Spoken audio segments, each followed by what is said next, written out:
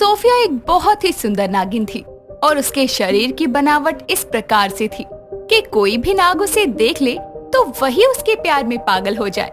Sophia को अपने आप पर बहुत घमंड था। उसे अपने शरीर से चिपके वस्त्र पहनने बहुत अच्छे लगते थे। ऐसे ही एक दिन सोफिया धरती लोक से अपने लिए भोजन लाती है और खाने लगती है। तभी सोफिया की माँ नयनतारा वहाँ आती है और सोफिया को इस तरह से धरती लोक का खाना खाते देखकर कहती है, बेटा ये क्या खा रही है तू? तू भला भूल जाती है कि तू एक नागिन है।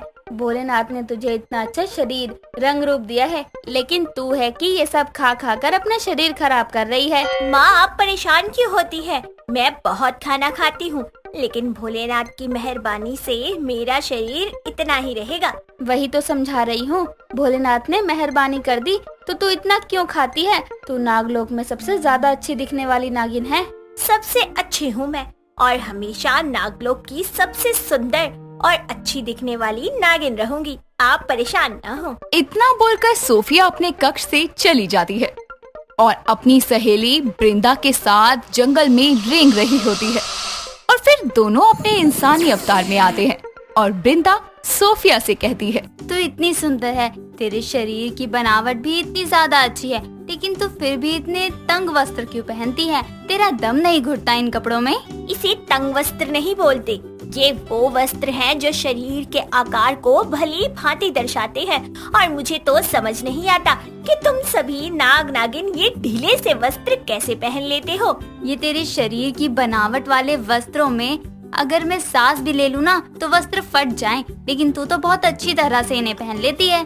दोनों बातें कर ही रहे थे कि तभी वहाँ नागेश नाम का नाग आता है और वो सोफिया को देखकर कहता है, आए तुम इतनी ज्यादा खूबसूरत हो और तुम्हारे शरीर की तो पूछो ही मत। क्या कहर ढा रही हो, लेकिन तुम थोड़ी सी मोटी लग रही हो। मैं और मोटी? मैं पूरे नागलोक की सबसे ज्यादा शरीर की सुंदर बनावट वाली नागिन हूँ। मुझे कोई मोटी बोले हो ही नहीं सकता। तुम बुरा क्यों मान रही हो? मैं तो बस यूं ही बोल रहा हूँ कि सुंदर हो तुम, लेकिन बस थोड़ी सी मोटी लग रही हो। तू भी किसकी बातों पर ध्यान दे रही है? ये तो कभी यहाँ कुछ बोलेगा तो कभी वहाँ कुछ। चल यहाँ से। ठीक है, लेकिन तू बता बिंद्रा, मैं मोटी लग रही हूँ? नहीं तो तू बिल्कुल भी मोटी नहीं लग रही, बल्कि तू तो खाती पीती प्यारी सी नागिन लग रही है। अब तो भवन चल ले। ब्रिंदा और सोफिया दोनों वहाँ से अपने कक्ष की ओर आ जाते हैं। नागेश की बातों को सुनकर सोफिया बहुत परेशान हो जाती है और आईने में जाकर खुद को देखते हुए कहती है, शायद थोड़ी सी मोटी लग रही हूँ। ये सब बिना बात के मेरे मन में वहम डाल रहे थे। कोई बात नहीं, शरीर के आकार के वस्त्र पहनूंगी तो पता ही नहीं चलेगा, उसमें तो मुझे कोई परेशानी भी नहीं होगी। इतना बोलकर सोफिया और भी तंग आने वाले वस्त्र पहनने लगती है। ऐसे ही एक दिन इतने तंग वस्त्र पहनकर सोफिया सुबह सुबह भोलेनाथ के मंदिर गई होती है और वहाँ पर नागेश नाग अपने बाकी नाग मित्रों के साथ आया होता है और ब्रिंदा भी वहाँ होती है। ब्रिंदा सोफिया से कहती है, मैंने तो पूजा कर ली है, तू भी पूजा कर ले, फिर साथ में दोनों अपने भवन चलेंगे। ठीक है, मैं पहले पूजा कर लेती हूँ, फिर आती हूँ तेरे पास। इतना बोलकर सोफिया जैसे ही पूजा करने के लिए बैठती है, तभी कपड़े फटने की आवाज आती है।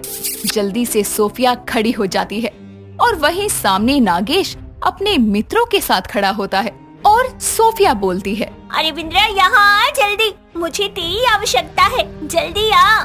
क्या हुआ? इतनी जल्दीबाजी में क्यों बुला रही है? सब ठीक तो है ना? हाँ हाँ, सब तो कुछ ज्यादा ही ठीक है। ब्रिंदा, तुम क्यों बीच में आ रही हो? सोफिया नागलोक की सबसे सुंदर नागिन है, देखने तो दो। अरे तू कहीं मत जा, मेरे वस्त्र फट गए पीछे से। तू तो मुझे ढकने के लिए अपनी चुन्नी दे दे और मेरे साथ भवन चल। जैसे ही दोनों भवन आते हैं तो सोफिया वस्त्र बदल लेती है। ब्रिंदा सोफिया से कहती है, हो गया तेरा, देखा इतने तंग वस्त्र पहनने का नतीजा। मैं तुझे पहले ही समझाती थी तो तुझे समझ नहीं आता था, अब देख ले क्या हो गया। तंग वस्त्र पहनने से नहीं हुआ, ये तो बस इसीलिए हुआ क्योंकि मैंने वस्त्र पहने थे वो ढंग से नहीं बने, इसी वजह से फट गए। तू बहाने मत बना, मैं सब जानती हूँ। तुझे कितनी बार बोला है मैंने कि इतने भी तंग वस्त्र मत पहना कर, लेकिन तू है कि कभी कुछ समझती ही नहीं। अरे मेरी माँ, तू समझ क्यों नहीं रही है? ये बस ऐसे ही हो गया। वो तो तू थी मेरे साथ, जो कुछ गलत नहीं हुआ। मैं तो थी ही वहाँ, लेकिन वहाँ पर नागेश भी था और उसके मित्र भी थे। वैसे भी तू तो सबसे सुंदर नागिन है, तो क्यों जरूरी है ऐसे वस्त्र पहनना? हो गया, अब चुप हो जा। इतनी देर से बोले ही जा रही है। मैं एक सुंदर नागिन हूँ। मेरे शरीर की बनावट बेहद आकर्षित है, तो जाहिर सी बात है कि नाग तो मुझे देखना ही चाहेंगे। इतना बोलकर बृंदा वहाँ से चली जाती है। लेकिन सोफिया को बहुत टाइट कपड़े पहनने की आदत सी लग गई थी। अब वो हमेशा टाइट कपड़े ही पहनती थी, चाहे वो कक्ष में हो या बाहर कहीं। ऐसे ही एक दिन सोफिया बहुत ही ज्यादा तंग कपड़े पहनकर रेंगते हुए जा रही होती है कि थोड़ी देर में वो अपने इंसानी रूप में आकर कहती है, ये मुझे क्या हो रहा है? शरीर में इतनी खुजली क्यों हो रही है? और ये निशान कैसे बन गए? पता नहीं क्यों इतना ज्यादा चुभ रहे हैं। शायद ये इसलिए हो रहा है क्योंकि गर्मी बहुत है और जमीन पर रेंगने में परेशानी होने लगी है। क्या हो रहा है ये मेरे साथ? सोफिया इतना बोलकर जंगल में सैर करने चली जाती है। इसी तरह बहुत दिनों तक वो टाइट कपड़े पहनती है और पृथ्वी लोक का खाना छुप छुप कर खाती है। एक दिन वो नागराज के भवन में आयोजित नाग दिवस में गई होती है और उसके शरीर में टाइट वस्त्र पहनने की वजह से बहुत ज्यादा धब्बे हो जाते हैं। तभी वहाँ नागेश अपने मित्रों के साथ आकर कहता है, अरे वाह सोफिया नागिन, तुम तो नागलोक की सबसे ज्यादा आकर्षित दिखने वाली नागिन थी ना। तो अब ये गंदे से काले धब्बे वाली चितकवरी नागिन क्यों बन गई हो? कि मेरे वस्त्र ही है। मैंने वस्त्र ही ऐसे पहने हैं, इसीलिए मैं तुम्हें चितकबरी लग रही हूँ। अब बातें क्यों घुमा रही हो? तुम्हारी सुंदरता, रंग रूप, शरीर तो गायब ही हो गया है। इतनी भद्दी नागिन लग रही हो तुम। नागलोक की सबसे बदसूरत और बेकार की नागिन लग रही हो। बकवास बंद करो अपनी। तुम पहले अपने आप को देखो, फिर मुझे कुछ बोलना। और वैसे भी मेरे पीछे पूरा नागलोक पागल है, तुम्हारे पीछे कौन है? दोनों बातें कर ही रहे थे कि तभी बृंदा वहाँ आती है और नागेश का हाथ पकड़कर कहती है, अरे ये क्या हो गया तुम्हारे शरीर को? तुम नागेश के साथ क्या कर रही हो? नागेश और मेरा विवाह तय हो गया है। अब कुछ दिनों बाद हम दोनों का विवाह हो जाएगा। तुम भी आना, लेकिन हाँ, अपना ये भद्दा सा रूप लेकर मत आना। सोफिया बृंदा की बातें सुनकर तुरंत अपने भवन में आ जाती है और अपने कक्ष में जाकर रोने लगती है। तभी सोफिया के पास नैनतारा आती है और सोफिया रोते हुए नैनतारा को सब बताती है और नैनतारा बोलती है, तेरे शरीर पर ये चितकबरे धब्बे इसलिए हो गए हैं क्योंकि तू पूरे समय तंग वस्त्र में ही रहती है। तेरे शरीर को बिल्कुल भी हवा नहीं मिलती और वो गर्मी में ऐसा हो गया है। तुझे तो पहले भी समझाया था कि मत पहन ऐसे वस्त्र। माँ, मुझसे गलती हो गई। अब से मैं ये तंग वस्त्र नहीं पहनूंगी। लेकिन मेरे ये धब्बे कैसे ठीक होंगे? जड़ी बूटी लगा देती हूँ, ठीक हो जाएगा, लेकिन समय लगेगा। और अगर तंग वस्त्र पहन लिए तो इससे भी ज्यादा बुरा हाल हो जाएगा। सोफिया को समझ आता है कि तंग वस्त्र अच्छे तो लगते हैं, लेकिन उनको रोज पहनना अच्छी बात नहीं है और उसके बाद वो कभी भी तंग वस्त्र नहीं पहनती। राधिका और देव एक खुशहाल दंपति थे।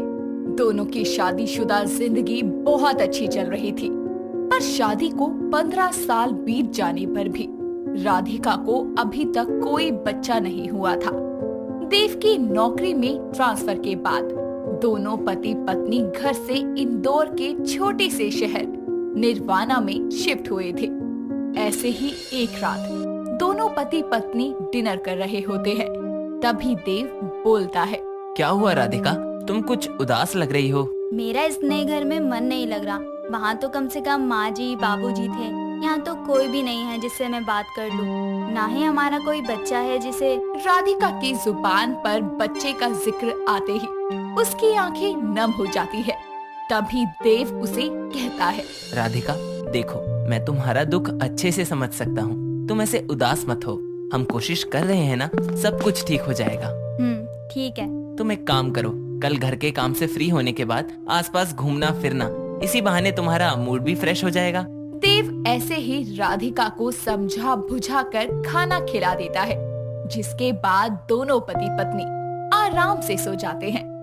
अगली सुबह देव रोज की तरह ऑफिस के लिए निकल जाता है और राधिका घर के बाहर घूमते घूमते बहुत ही पुराने से घर के पास पहुंच जाती है। जिसके अंदर से बच्चों के रोने की आवाज आती है। उस आवाज को सुनकर राधिका का दिल मचल जाता है और वो घर के अंदर जाती है और इधर उधर देखती है, पर तभी बच्चों के रोने की आवाजें आना बंद हो जाती है। लेकिन राधिका अंदर जाकर बोलती है, कोई है यहाँ? मेरा नाम राधिका है, कोई है क्या? राधिका इतना बोलती ही है कि तभी बेहोश हो जाती है। कुछ घंटों बाद जब वो होश में आती है तो वो खुद को हॉस्पिटल में पाती है। पास में खड़े देव के चेहरे पर राधिका को होश में आता देखकर एक बड़ी सी मुस्कान थी। इससे पहले कि राधिका कुछ बोलती, देव उसे कहता है, राधिका, भगवान ने आखिरकार हमारी सुन ही ली। तुम माँ बनने वाली हो राधिका। सच में? तुम सच कह रहे हो देव? हाँ, एकदम सच कह रहा हूँ। अपने प्रेग्नेंट होने की बात सुनकर राधिका उस घटना के बारे में भूल जाती है। कुछ वक्त यूं ही बीतता है। एक दिन जब राधिका आराम से अपने कमरे में सो रही होती है, तभी उसे ऐसा लगता है कि मानो पलंग पर उसके और देव के अलावा कोई और भी मौजूद है। वो जैसे ही आंखें खोलकर साइड में देखती है तो उसे एक भयंकर चुड़ैल अपने साथ लेटी नजर आती है। इससे पहले कि राधिका चिल्लाती, वो चुड़ैल गायब हो जाती है। डर से राधिका के पसीने छूटने लगते हैं और वो उठकर बैठ जाती है, जिसके बाद वो देखती है कि वो चुड़ैल अभी उसके साथ पर बेड पर थी। वो अभी सोफे पर बैठी है और उसके हाथों में 2 छोटे छोटे बच्चे हैं। तभी वो चुड़ैल बोलती है, तेरे नहीं, मेरे बच्चे, वो भी जुड़वा बच्चे। ले जाऊंगे मैं अपने बच्चों को, ये बच्चे मेरे हैं। नहीं नहीं, ये मेरे बच्चे हैं, मेरे बच्चे मुझे वापस कर दो।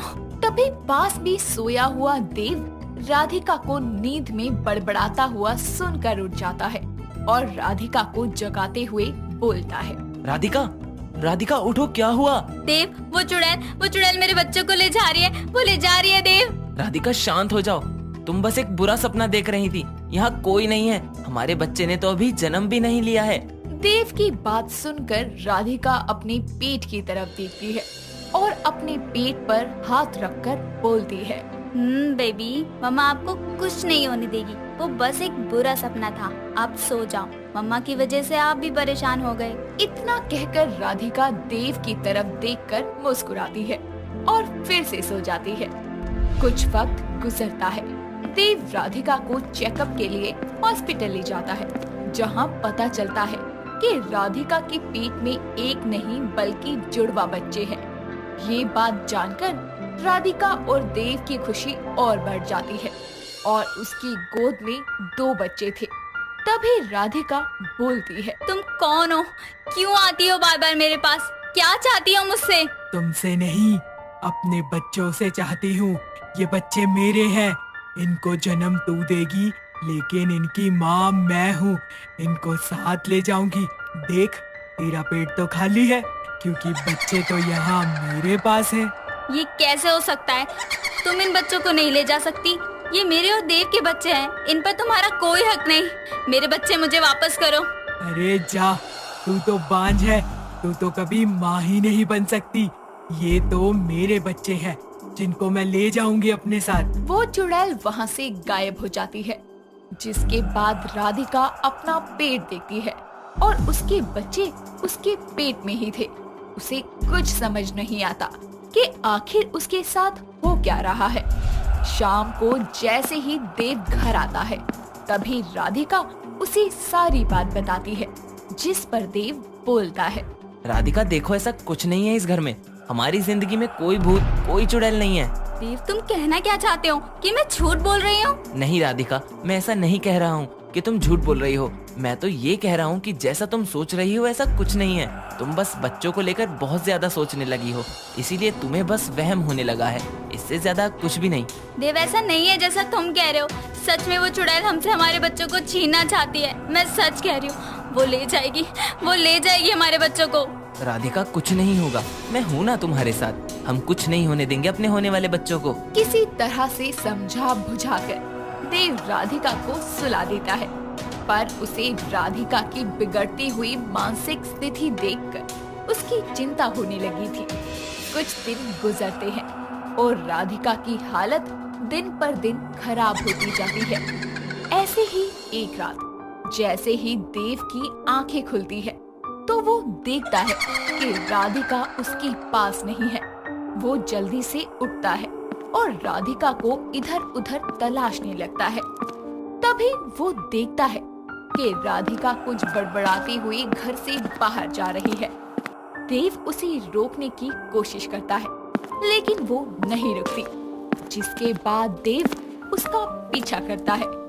राधिका चलते चलते उसी पुराने घर में पहुंच जाती है जहां वो प्रेगनेंसी से पहले आई थी। देव भी पीछे पीछे वहां जाता है। तभी राधिका डरावनी सी आवाज में बोलती है, आखिरकार वो वक्त आ ही गया जिसका मुझे कब से इंतजार था। इतना कहकर राधिका शीशा उठाकर अपने पेट को काटने की कोशिश करने लगती है। ये सब देखकर देव के पैरों तले जमीन खिसक जाती है और वो बोलता है, राधिका, ये क्या कर रही हो? रुक जाओ। देव की आवाज सुनकर जैसे ही राधिका पीछे पलटती है तो उसका चेहरा देखकर देव के होश उड़ जाते हैं और वो बोलता है, तुम कौन हो? मेरी राधिका कहाँ है? तुम मेरी राधिका नहीं हो। मैं राधिका नहीं, मंजुलिका हूँ। राधिका के पेट में जो बच्चे पल रहे हैं वो मेरे हैं और अब मैं अपने बच्चों को अपने साथ ले जाने आई हूँ। सालों पहले जब मैं प्रेग्नेंट थी तो मेरे शराबी पति ने एक दिन नशे की हालत में मुझे इतना मारा कि मेरी मौत हो गई, जिसके साथ मेरे पेट में पल रहे मासूम बच्चों की भी मौत हो गई। तब से मैं और मेरे बच्चों की आत्मा इस घर में भटक रहे हैं। जब उस दिन राधिका यहाँ आई तब मैंने अपनी मायावी शक्ति से अपने अजन्मे बच्चों को उसके गर्भ में डाल दिया और अब उनके जन्म लेने का समय आ चुका है। नहीं नहीं, मेरी राधिका इस सदमे को बर्दाश्त नहीं कर पाएगी। एक माँ ना बन पाने के गम में उसकी हालत क्या से क्या हुई है मैं ही जानता हूँ। मेरी राधिका से उसकी खुशी मत छीनो। तुम तो वैसे भी इन बच्चों को मारकर अपनी दुनिया में ले जाओगी, पर मेरी राधिका वो इस दुख को नहीं सह पाएगी और मर जाएगी। उसके बिना मेरा क्या होगा? मैं हाथ जोड़ता हूँ, मेरी राधिका को छोड़ दो, उससे ये खुशी मत छीनो। देव की बात सुनकर मंजुलिका को तरस आ जाता है और वो अपने बच्चों को राधिका के शरीर में छोड़कर वहाँ से चली जाती है। जिसके बाद देव बेहोश राधिका को घर ले आता है और कुछ वक्त बाद राधिका मंजुलिका के 2 बहुत ही प्यारे जुड़वा बच्चों को जन्म देती है।